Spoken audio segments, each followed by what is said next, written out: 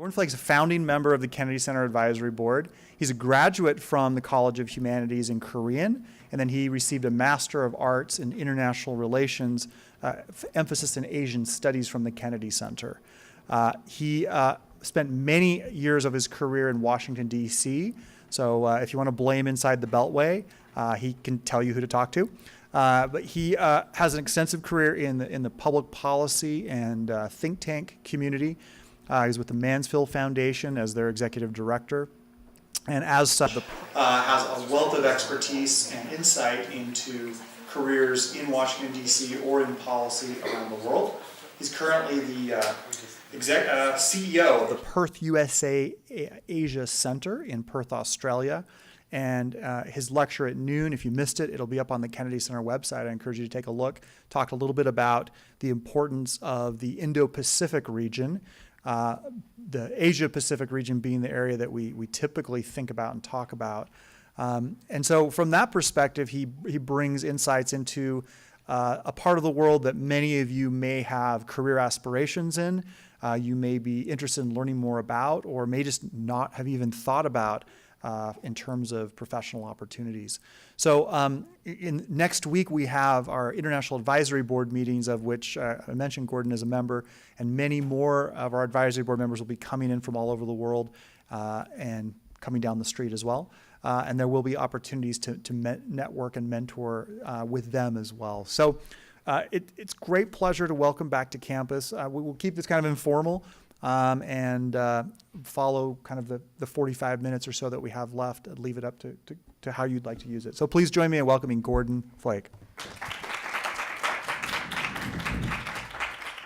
Thanks. Given the small numbers, I think I'll just stay here rather than use the podium. We can have more of a conversation. First and foremost, regarding the title, I mean, I have had a rather specific career path, and I'm not sure exactly how extrapolatable it'll be, but I thought it'd be useful for me to kind of lay out what my path has been, and then I can talk about some of the core principles that I think I've developed over the time that I think would be useful for someone sitting in your position where I was just over 25 years ago today. So as Corey mentioned, I got an undergraduate degree in Korean with a minor in international relations. And the reason was because to get a full double major, it took one more class, and that meant an entire year waiting for one class without going straight into to grad school. And at the time, the David M. Kennedy Center was only an MA program. They didn't have an undergraduate program. And it was a one-year master's program, which was designed to be a feeder program for PhDs. That was the original idea. And 1 year of that program was spectacular. I loved it, but it convinced me that I did not want a PhD. And as much as I admire Professor Eric Hires, one of my professors at the time, and others, I just kind of thought at the time, I wanted to get out there hands-on, to be in the policy community. I knew pretty clearly that I wanted to be in Washington, D.C. I had spent a summer working in Washington, D.C. between undergrad and grad school. So I was kind of in the weird position of kind of knowing what I wanted, if that makes sense. And so that informed what I wanted to do with my career. And I thought at some point I might want to come back and teach in the academy and to have that, because ultimately a PhD, and again, others can chime in on this, it is primarily necessary if you want to have the academic rigor required and you want to speak the language required to succeed in an academic career. But I quickly ascertained that if you were interested in being inside the Beltway, working on foreign policy and international relations in Washington, D.C., a bachelor's degree would get you an ability to go and work in more of an administrative function, organizing programs and like that. A master's degree gave you a ticket to the dialogue, right? With a master's degree, you were able to opine, to write, to speak. You just didn't have the gravitas that came with the PhD, but that gravitas came after 4 more years, if that made sense in terms of that process. And so increasingly, if you look at foreign policy, and that's where I've spent my entire career, really, what is required to be part of that world is an area expertise or an issue expertise. And I've often told people that you really basically have to have several things. One, you have to have an ability to articulate your argument, right? You have to have ability to build a network that cares about what you have to say, and then you have to have a lot of hubris, right? Just being able to kind of put it out there on a regular basis.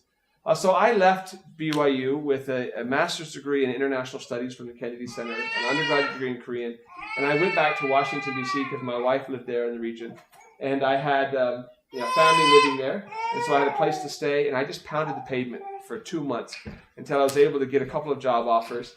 I was offered a job first at the Korean embassy. I was offered a job almost simultaneously with a consulting firm called Greystoke Group, which was the former Korean president's son-in-law doing consulting. And I took this job at the consulting firm. This wasn't what I wanted, but by that time I was starving, a young kid. That's my oldest daughter, who just walked out with my grandson, was that age when we arrived in DC. And so I had to get money on the table. So I took this consulting job. And I remember vividly, 2 weeks into it, one of the principals came up to me and said, "Gordon, you're doing great. In 6 weeks, you're going to be a deal maker." And I remember being shocked by that, because I didn't want to be a deal maker. I wanted to be a Korea specialist. That's what I wanted to do. I had that kind of clear sense in my mind. And mercifully, 2 days later, I was approached by a group called Korea Economic Institute. And they were looking for a new director of research and academic affairs. And I was hired for that job. I begged off the first one, and then proceeded to spend 6 years at the Korea Economic Institute. I moved over to the Atlantic Council of the United States, another think tank, also in Washington, D.C. I ran what was called a program on conflict resolution there, which was, again, a euphemistically named North Korea project, which was, since the Atlantic didn't include North Korea, we had to come up with some way fancy to make it seem like we fit within that particular think tank. And then for 15 years, I ran the Mansfield Foundation. I was the executive director of the Maureen Mike Mansfield Foundation, named after a former U.S. ambassador to Japan, former U.S. Senate Majority Leader, and we did a lot of work primarily in Northeast Asia. And 3 years ago, I was recruited by an executive search firm to take over my current job in Western Australia as the CEO of the Perth USAsia Centre, which is, again, it's a think tank based at the University of Western Australia. So I tell people, only half jokingly, that I've never had a real job in my life, and I'm keeping the streak alive in Western Australia. And the reason I'm only half joking is that the truth is, I've never been in the military, I've never been in government, I've never been in the private sector, I've never been in academia, and yet in the think tank community where I've worked my entire career, we interact with all of the above, right? You're essentially the glue that tries to bring those various parties together to have meaningful dialogues that they wouldn't ordinarily have on their own, and that through your own analysis and research and writing and programs, that you contribute to better understanding in those various communities: military, private sector, academia, government, and the like. And then, of course, if you're doing this in foreign policy, you do that between nation states as well in that regard. So let me take you back to where I was when I was sitting in your seats, just 26, 27 years ago. I had gotten back from actually probably closer to 30 years ago now. I just got back from my mission to Korea. I came home. I loved all things Korea. You've seen, Return Missionaries or all Argentina or all Brazil or whatever they may be. I was that guy, right? And I remember we had probably about 120 Korean language majors who had just got back from their missions. And our professors called us into a room, not dissimilar to this one, and they got up and they started talking to us, and they said, "Look, we know you all love Korea, but you can't all be Korea specialists. You would be lucky if 1% of you could get a job in Korea." And then they went on to tell us a story of the Underwood Brothers, early Presbyterian missionaries to Korea. Both had been born in Korea, both wanted to work on Korea. One of them got a degree as an English literature, he got from North Carolina as an English literature, and the other one, he got his degree in Korean studies. The one who got his degree in Korean studies spent his entire career in the U.S. The one who's got his degree in American English literature spent his entire time in Korea, working in Korea doing that. So they came to us and they said, "Look, we know you love Korea. If you want to live in Korea, get a skill. Get an engineering degree, get a law degree, get a business degree, get an English literature degree. Do something that you have that you can market and send back." And I remember sitting in that room thinking, "You're just trying to scare us. I want to be a Korea specialist. That's what I want to do. And I want to work in foreign policy, and I want to do international. That's what I want to do." So I just kind of pursued it wholeheartedly. But if I look back now at that core group that was in the room with me at that time, I'm the 1%, right? All the others who were in that room haven't been involved in that field. They didn't do it. So my professors had given me really good advice. I was just kind of stubborn, and I kind of knew what I wanted to do. So I tell you that story because that's a pretty specific caveat in terms of what I was doing. I didn't have a broad interest in international relations. I didn't have a broad interest in foreign policy, so to speak. I had just come back from Korea, besotted with all things Korean, and I wanted to be a Korea specialist. Then I married my wife. My wife is originally a refugee from Laos, So that expanded my field of interest, as then I became interested in Southeast Asia. And during the course of 25 years of working in think tanks in Washington, D.C., by necessity, I just gradually broadened and did more and more work on Japan, more and more work on China, more and more work on Southeast Asia, but with kind of a core basic expertise on Korea. So during that career path, which has taken me to where I am right now, again, I recognize first and foremost that it's a bit of a weird path. It's in contrast to the private sector, where you can kind of be promoted within government or within the organization, or government, where there's a very clear path of promotion, or in the foreign service, where there's a clear path of promotion. The think tank community, or the foreign policy research community, is made up of small organizations, almost to an organization where there is no upward mobility in the organization. There's not an opportunity for you to move up. You just kind of do your thing and then you move on. So from day one, I knew that my career was going to be dependent on me moving from one job to the next. It wasn't kind of a linear path. And that's probably more true more broadly. So in that climate, there's a couple of kind of broad principles that I thought I would just kind of share with you that I've developed and given as advice over time. The first kind of advice I give you is that it's not what you know, it's who you know. Now that sounds like a bad thing, right? Normally you hear that phrase used when you're talking about nepotism, about people getting jobs that they don't deserve, that they're doing it just based on if you're a China specialist like guanxi, right? But there's actually some real truth to that, right? You can be the smartest person in the world, but unless you have relationships, it doesn't matter how smart you are unless someone cares what you have to say, unless somebody's willing to listen to you. And not surprisingly, the field in which I have chosen to labor, international relations, is about relationships. And so ultimately, my career has all been about building and maintaining networks. So when I first arrived in Washington, D.C., other than my in-laws, I knew one person. And I went to my first interview with that one person, and I said, this is where I came from. I'm fresh out of BYU. I've got all these things. These are things I've written. I want a job in Korea. And then I learned something very important. The very last question I asked him, I said, who else in town should I talk to? And then he gave me a list of 3 or 4 other people. And then I went and talked to them. And at every meeting there, I asked them, who else should I talk to? And I went out and I talked to them. And so pretty soon, after the course of about a month, when I said earlier, pounding the pavement, I had met almost everybody in Washington who was willing to meet with me, who were doing work in Korea, Asia, Southeast Asia, foreign policy.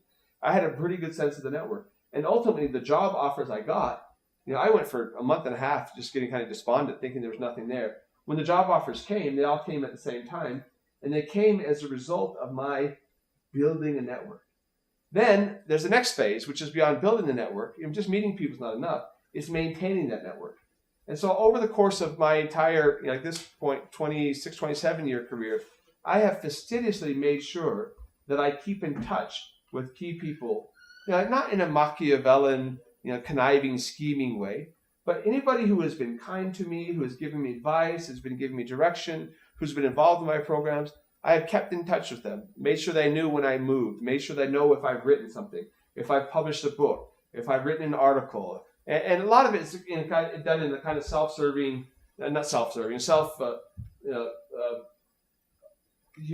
humbling kind of, almost teasing way. Like, I thought you might find my most recent rant a little bit interesting, or, I know you're busy, but I just did this recent report. I thought you might think this would be interesting perspective. But it's just a way of making sure that I kept myself in the mind of these people I'd worked with a long time, because in the end, my network is my most valuable possession as an individual. And ultimately, the reason I say that is because in a career field where you do not have a regular series of promotion, you don't have upward mobility, ultimately, every job you have is going to be from day one an audition for your next job. You are building the right relationships. You are distinguishing yourself in what you write, say, or do that will help you be prepared for the next job. And so my career has always been one where when one job finished, I was pulled away from my first job to another job. And then from that, I was pulled away to another job. And then now to my 4th position, I was pulled away there. So I have never gone out, except for the very first time, and found a job.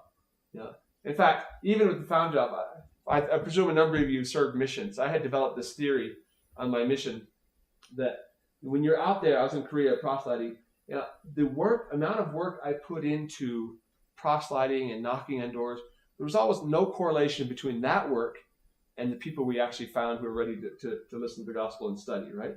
The correlation was between proving myself kind of worthy to be a recipient of those people the Lord had prepared he would send to me, right, in that regard.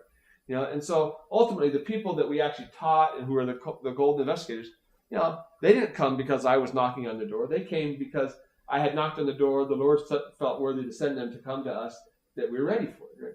And I found the same thing true in job market, I would, after each job, when I came time to move, actually the first time, I put together, this is pre-internet, I had this really cool new tool called Excel, which was kind of new at the time. We had this Excel spreadsheet, and I had a list of all government jobs, and I had a list of think tank jobs, and I had a list of business jobs, and I had a list of intelligence community jobs and status and all I had done. I was looking at all that because I was seriously interested in going away. Ultimately, when the jobs came and plucked me away, there were none of those on that list. But I felt like I had done the right work, and that was part of network building. That most of the job came was that right period of time. And again, there's no small amount of kind of fortune in that process. But again, that was part of the process. Now, I want to reemphasize this notion of the importance of a network, and I presume and have enough hubris to presume that whether you're in the private sector or whether you're in academia or whether you're in government, it's all the same thing, right? It's a question of who you know, right? The strength of your argument, or your idea, your ability to articulate your argument or your idea, and your hubris. And by hubris, I mean your willingness to put yourself out there. It's just so important because if you've got a good idea, you've got to get it out there. Otherwise, again, whether it's business or academia or government or think tank, you're not going to get the looks in that process. Now, in my current job in Perth, I arrived in Western Australia 3 years ago, this coming January 1, into a city where they had no tradition of think tanks or geopolitical, geoeconomic, that type of thing at all. At a university that had never had one. I had a staff of 3, an office manager, a COO, and myself. An office under construction, no mailing list, no database, no templates, nothing. We knew nobody. It was just a brand new start, right? And so I immediately set about, how do I rebuild the network from the very beginning up? And then I was able to apply 25 years of experience in Washington to a city that hadn't seen that type of thing. So I quickly, first week, met every key person I needed to at the university. The next week, I went out to the other 4 universities in town and met the key people. The next week, I met the key people in local government and the business community. And over time, I began to build in a much faster way than I had started when I was coming out of grad school, because at this point, I had the advantage of not having to rely on charity, right? Because I had a title and I had people who I could get to open doors for me. It's a lot easier to do it as a CEO than it was coming out of grad school, but it's the same basic principle. And then within the course of our first 9 months of programming, we had done 58 different events. And by doing events, I was able to very quickly take our mailing list from 0 to 1,500 and then to screen it. So I have a tier 1, a tier 2, business leaders and academic leaders. And so I can massage at any time who I want in the room. Because ultimately, for the institution I run to be successful longer term, international relations is about relationships. It's all about people. I've got to have people in the room. And the standard operating procedure for universities, and including ones where I work right now, is to kind of put up a poster and whoever comes, come. But if I'm going to have, the foreign minister come speak at the university, I don't want to put to chance who's going to be in the room. I want to know exactly who I want in every seat, and I want to have a strategy to get them there in that seat to make sure that I have a world-class audience. And so now last year, our little tiny organization, in a second year of operation, did 100 events in 11 cities in 7 countries, put out 8 publications, and candidly have the best network in all of Australia in the course of just 2 years, because we very fastidiously just kind of managed that network in terms of identifying people and then making sure that we got them product. So we invite them to the event, so they found a high quality event, and they got involved with the publications, things we're doing, or I'd go brief them, involve them one way or the other. And so now, without exaggerating, on a weekly basis at my little center in the far-flung corner of Australia, we will have on a weekly basis, a higher caliber of audience in Perth, Australia, than I ever had in 25 years in Washington, D.C. And the reason is several. Number one, we have no competition. We are the only game in town. And so anyone prominent coming through that part of Western Australia, they're going to want an audience. And so whether it's the premier or the prime minister or anybody coming through, they're going to want to come to us because we have the audience and we have the network. And the network is, again, the most valuable possession in terms of those relationships that allow people to kind of come in and pull and do that stuff. And then the other factor is that in Washington, D.C., is a hyper-saturated market. And so every day there's 100 events going on. And everybody, including myself when I was living there, become very self-important. And so the only time you will ever go to somebody else's event is if you're speaking at it, because otherwise you're too busy. And so what happens is in a DC event, you'll have a room like this full of 3 people that in terms of the policy matter, and then the rest of it's full of interns and Japanese reporters. Right? That's how it kind of works, right? Whereas in Western Australia, we're the only game in town, and if I bring in the Australian ambassador to Indonesia, I will get 4 or 5 CEOs around the table and the various deans or vice chancellors of the university, and then a number of other key civic leaders around the community because they want to be part of that dialogue and milieu. So anyway, that's kind of that first kind of core concept. There's kind of network, and it kind of applies to almost any, I think, career track that you might want to be pursuing and going forward. Right? The second thing I've already kind of alluded to, and again, it's what I was saying is, it's all about the strength of your position or your argument, your idea, your ability to articulate it, and your hubris in getting it out. And so there is a content-driven thing, and that is that you will be rewarded in any career you seem interested in pursuing in being willing to share, right? Share ideas, and they're not going to always be right?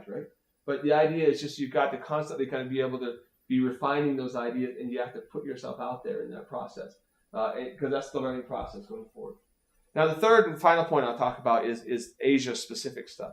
I had never until now lived and worked in Asia. Now, that was my intent. My thought was originally that I was going to spend a couple of years in D.C., I was going to take the Foreign Service exam, and I was going to be a Foreign Service officer, and then my family would live around the world. And that remains a very attractive career. I have a great many of friends who are either in the Foreign Service community, if you're in international relations, or who are in the intelligence community, or even a few that are in the business community, and they have lived and worked in Asia. I lived 25 years in Washington. We quickly discovered that life in the suburbs is pretty good, and we ended up having 7 children. And then increasingly, I had a situation where, because I had, been very fortunate in terms of my career in Washington, I quickly got to the point where, both in terms of financial remuneration and in terms of my access, it would be a real step back for me to join the Foreign Service. Because you go in, then you do a couple of years of. So had I done it, and I, just to be candid, I took the written exam and the Foreign Service exam twice, and I failed the oral exam twice. And so by the time the third opportunity came around, I was already at the point where I said, well, why would I do this now if I didn't do it right out of grad school? Because now I'll take a pay cut, and then I will go in there. And then, just again, to put this in context, the career path I pursued in Washington traditionally had been one in which people who would go and work in think tanks would do it primarily with the objective of being politically appointed to working inside government in an administration. So you do work a lot of stuff, and then you go into the Department of Defense or the State Department or the White House or Commerce Department, and you'd work as a political appointed position, then you'd come back out. But I was quite fortunate in that I, quickly, after my first job, moved to another one where I ran the program, and then at a very young age became head of the Mansfield Foundation when I was only 30 years old. And all of a sudden, for me, the calculus shifted. Why would I take a 2/3 cut in pay, go work in the White House, work insane hours, burn myself out, never see my young family, and then 2 years later, look for the job that I already had, right? The in and out didn't make sense for me. Then after 15 years, I was actually in a kind of a weird spot, because having done that for 15 years, my learning curve had leveled out. My workload was going through the roof. My compensation had leveled out in that position. And I've got a young family who's now starting to go to college. And so I was actually in a pretty, stressful position when the position in Australia opened up, opened up new opportunities for me in that process because, it hadn't worked. So again, that's just to emphasize what I was saying earlier. There is no career path in that regard. The final thing when it comes to working in Asia that I will say, and this is the same thing is true as Washington or anywhere else, is there's no substitute for being there, right? It is almost impossible, not impossible, but almost impossible to secure a meaningful position in Washington, D.C. unless you're there on the ground. And that was my experience. It's the leap of faith you had to go do. Now, I'm personally somewhat opposed to internships. And yet I'm hypocritical because I have abused internships my entire life, right? Washington, D.C. is still a city that runs on slavery. But these days, the slaves are interns, right? They work full-time hours more. In Washington, even the interns are ambitious, so everybody works 10, 12-hour days. They work really hard with no compensation other than metro fare, right? Morally, there's something wrong with that picture, right? And more importantly, it's unfair because as a college student, I could not afford to do an internship. I had no money, right? Zero, right? And so, that opportunity wasn't available to me. As an employer for 25 years in Washington, I regularly hired my interns. So an internship is a great way to get in, but it's unfair because what about those people who can't do internships? So as I'm saying, I'm hypocritical, I know. I can rail against it. I'm morally opposed to it because it's unfair and because it's abusive. But at the same time, it's how the city runs, and it's really difficult. I rationalize it by saying we try to provide your interns with the best possible experience possible. So it is a real education. So they gain experience and they get networked. So the reason I tell you that story is, I had a rare experience of being able to go to DC because I had somewhere to live. And it was at the good graces of my mother-in-law. We slept on her basement floor until I found a job, right? Because I had that opportunity. Then I could pound the pavement. But it's very difficult to kind of just out of the blue get a job. Similarly, in Asia, it's very difficult to get that kind of first job unless you're there in the country, depending on what you're doing, right? Unless it's something here that eventually gets you transferred there back and forth. So I've had a lot of friends who have successfully broken in just by starting off whether it's teaching English or in most countries in the region they have a version of a Japan English teaching program, a JET program, or in Korea or in China now, or some type of an internship. And again, once you get out of the U.S., there are variations in terms of whether they're paid or not. But again, no substitute for being there. So anyway, that's it. I've kind of prattled on too long in terms of my own experience. But again, I hope you recognize it's not directly extrapolatable, but hopefully there's some of the principles that would be helpful for you as you think about what you might want to do. And with that, I'm open. We've still got about 20 minutes just to kind of have a conversation, and we're a small enough number. I welcome any questions or ideas or suggestions you have or things that you want me to clarify about either specific countries or industries that I may not have touched upon. So we're wide open. I'll start off with a question, just to get things going. So you've been in the nonprofit sector formally. You've been in the kind of interacting with the worlds of government and business. Talk a little bit about the business side of things, because I know you've done a lot of work with business in building your organizations. You've had lots of board members from the private sector. What would be your advice to students about business careers and I'm thinking both kind of from a U.S. perspective, from your time in Washington, and also looking in the Indo-Pacific?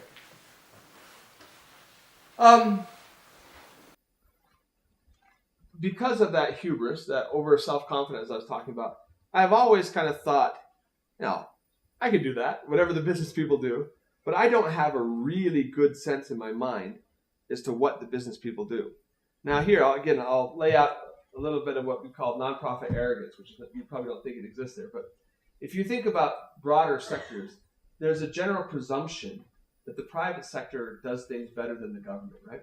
Governments, being large bureaucracies, tend to be relatively inefficient. And so a profit-driven, bottom-line-driven company will do it better. 25 years in Washington, D.C. has led me to question that. I'm not sure I fully buy into that notion. But again, the arrogance comes in the fact that I, having run, think tanks, being the boss for, at this point, almost 20 years, I'm firmly a believer that the nonprofit sector does things a lot more efficient than the private sector does, because we are, it's our very survivals at stake, not just the bottom line, right? And so every day you're having to kind of be really, really cost conscious in terms of how you do things with, what level of resources you put into there. Whereas the private sector, I think it tends to kind of throw a lot more at it. So the reason I tell you that kind of perspective is to say that I've actually never worked inside a company where day to day I've had to, be responsible for, the running of that business, or, again, there's such a wide variety of sectors in the private sector out there that I only know what I observe from the outside. I don't have inside experience on that in terms of what it is they actually do on a day-to-day basis. But that said, when it comes to balancing budgets, when it comes to managing personnel, when it comes to, fundraising, when it comes to implementing programs and activities, I think there are largely extrapolatable in terms of that process. When it comes to business in Asia, there's actually two major, pathways, and the gold-plated pathway is to be given an expat package and to go work for an American company or a European company, a Western company in Asia. Those are sweet, right? Great jobs because they're presuming they have to take their best and brightest and they have to pay for them to maintain an American-style lifestyle in Asia. So that comes with apartments and schoolings and nannies and all that comes with it. Those are really sweet, but those kind of positions are almost never got from within country. So the other kind of track is a local hire for those companies there. And, you can kind of weasel your way in, but that's really rare. And so if you're coming out with a business degree, my presumption is that you've got to distinguish yourself within your home business and then have a 5-10 year plan where basically you let them know that you do have language experience, you do have country experience, you do have cultural experience, and then they will then decide to put you on that track within that business based on those things. But almost always the starting point is going to have to be back here. The other flip side is working for an Asian company. And again, I was at a mission reunion, just this last weekend, and reminiscing with a good friend of mine who'd been a former companion who had had horrific experiences working for a Korean company just because of the massive culture differences, ethical differences, work hours, family life balance kind of stuff, all of which are remarkably different now, 25 years later, almost 30 years later, but it's a hard path. Those ones, are ones you're going to get more likely to come in. What I haven't then addressed is something which didn't exist 25 years ago when I was in that position, which is the startup, entrepreneurial, younger generation, things that have been enabled by kind of, the technological communications revolutions. And I really can't speak to that as a career strategy because I'm clueless in that regard. So don't know if that really answers your question, but those are kind of the pathways that I've seen in that regard. Thought you had a question up here. Is that right? Was it you? Yes. So I'm just curious, what would it take to be hired in a foreign country in East Asia, like to be like a high school level teacher? So maybe I don't know if their requirements are different than the United States. How would it work? So this is also something that is shifting. So when I was at school here, I went back and I taught English for 6 months in Korea, and this was 1989 because I wanted to see the country that I hadn't seen as a missionary, and I wanted to get that kind of experience. I had only had, I was a sophomore. I just finished. I was halfway through my sophomore year. No, I was in my junior year in terms of how it worked. I was trying to figure it out. And we knew a member of the church who knew somebody back there who ran an English institute, and we managed to get work visas to go back there to work for 6 months teaching English at this Hagwon, this institute, and then I did some teaching on the side in that. But the truth is, I had no formal training whatsoever in teaching English at all. These days, I couldn't do what I did then in Korea. This day, the number of English teachers has expanded dramatically because every primary and middle school, is going to have English teachers there all throughout the country. And so there are many more opportunities than existed.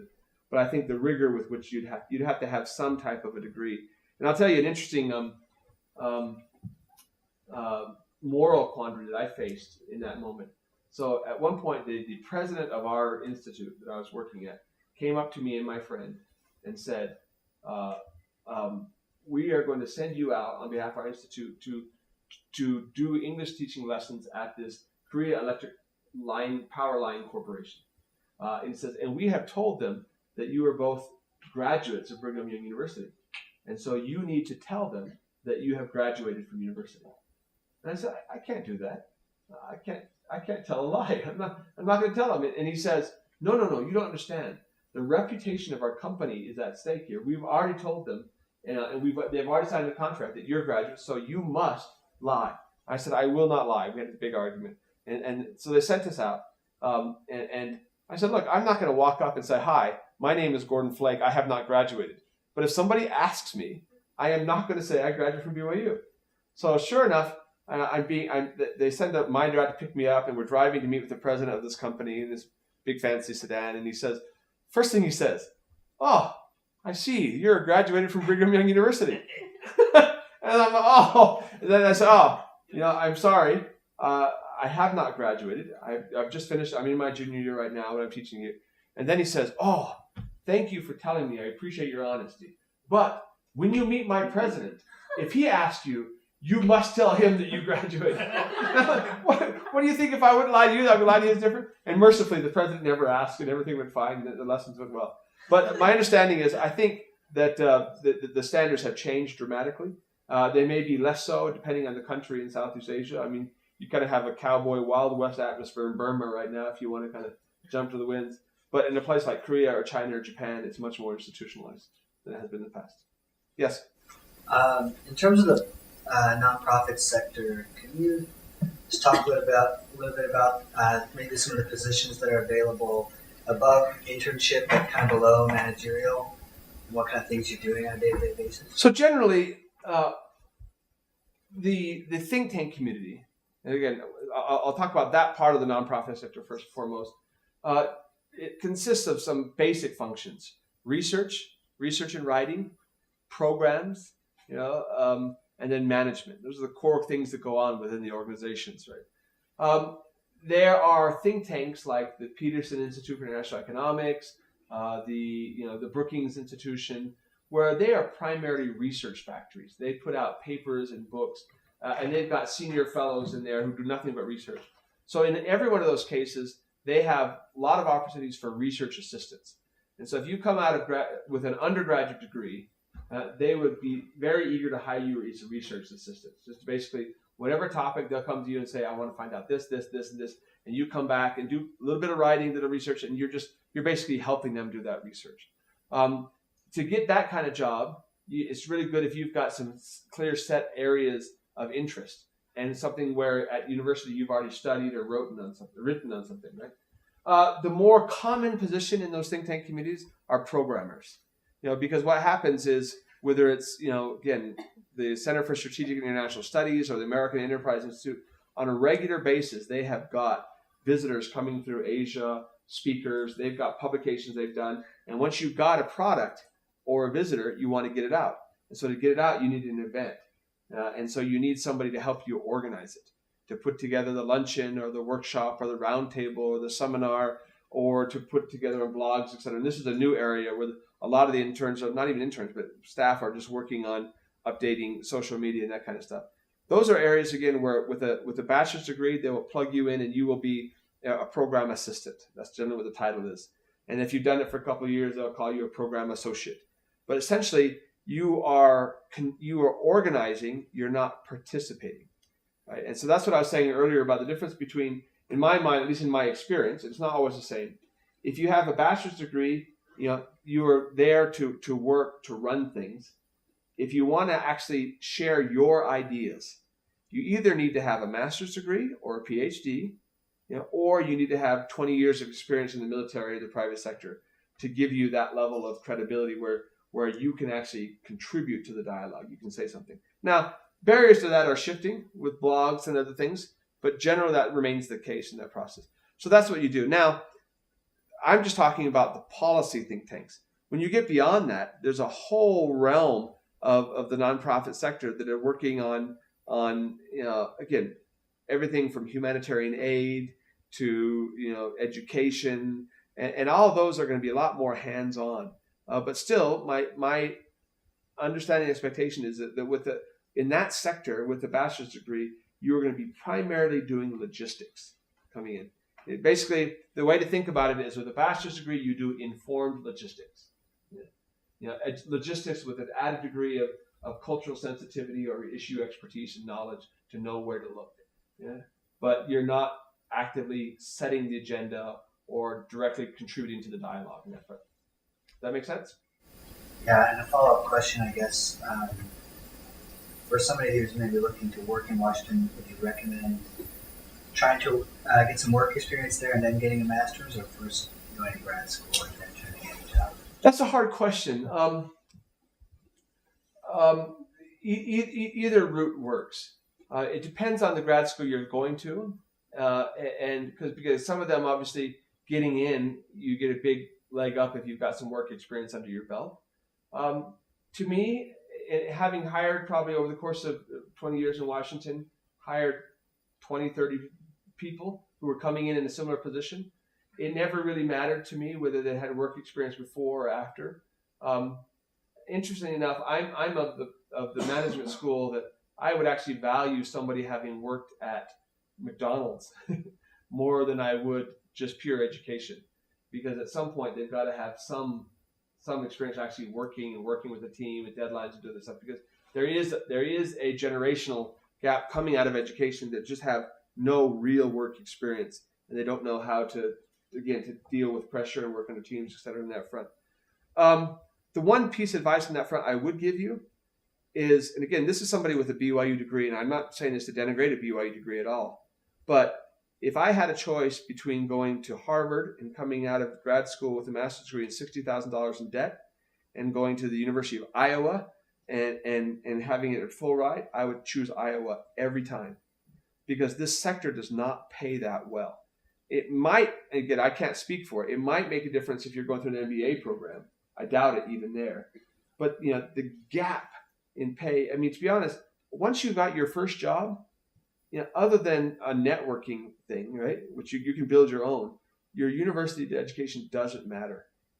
After your first job, everything you do is going to be based on the reputation you have built for yourself in that first job. And so if that's the case, and you're coming out of grad school with $60,000 in debt, that's just, to me, is insane.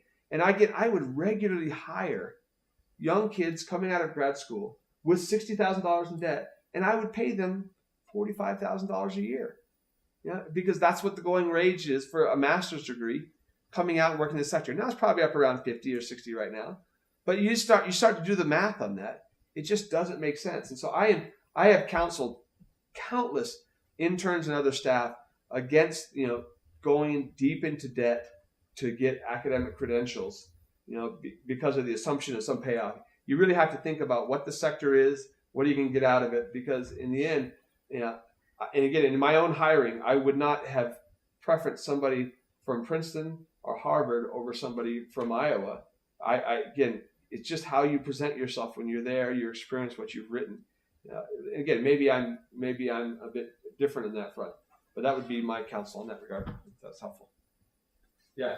So, quick question for you. I'm actually a career advisor here, coming from the private sector, and but it was raised by a fairly entrepreneurial father whose his business has been ranch brokerage. Right. And it's a very, very small niche, and it's grown because of word of mouth.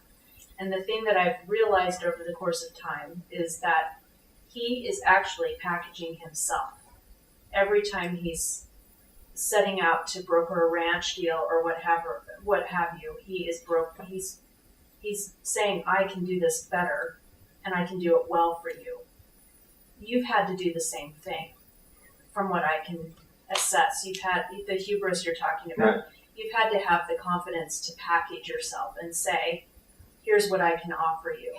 As I'm working with students coming out of the Kennedy Center and the social sciences and that kind of thing, I'm trying to get them to think about how to package themselves and how to put the experiences and the opportunities that they've had in a way and have confidence in themselves to go out and to hit the streets and to talk about that. Do you have any advice for that?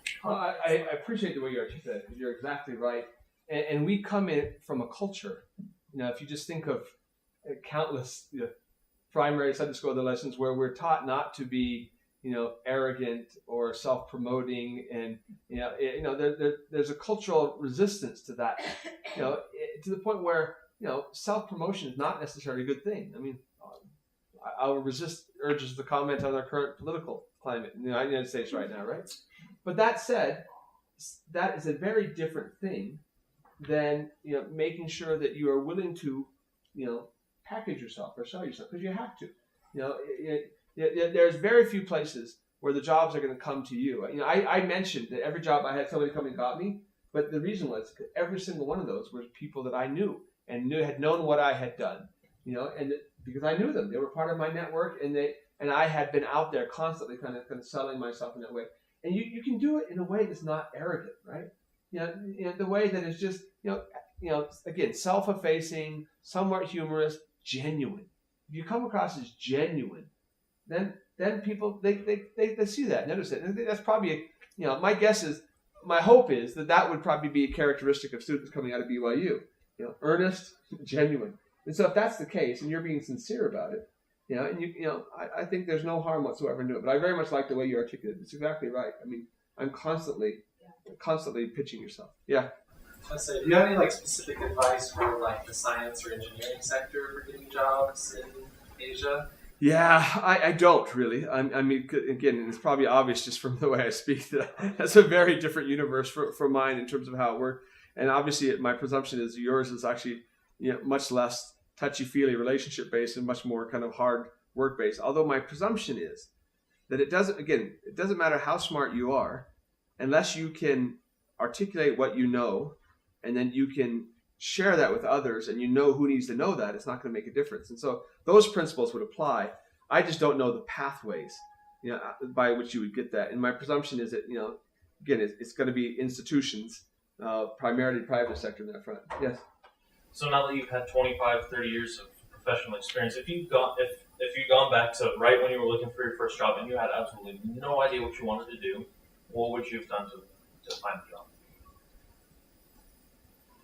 Does that make sense? I'll tell you what I would have done. If I had no idea, I would have taken a job at WordPerfect.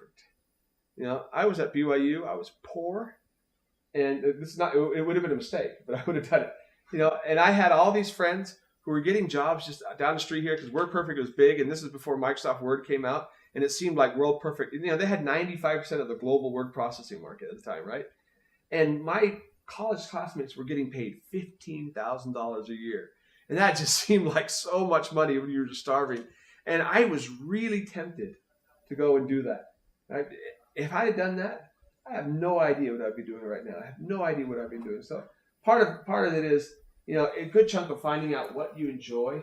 Part of the reason why I've had the career path I've done is because I think, going back to this question of earnestness and sincerity, I'm genuinely passionate about the issues I work on. I knew what I wanted to be.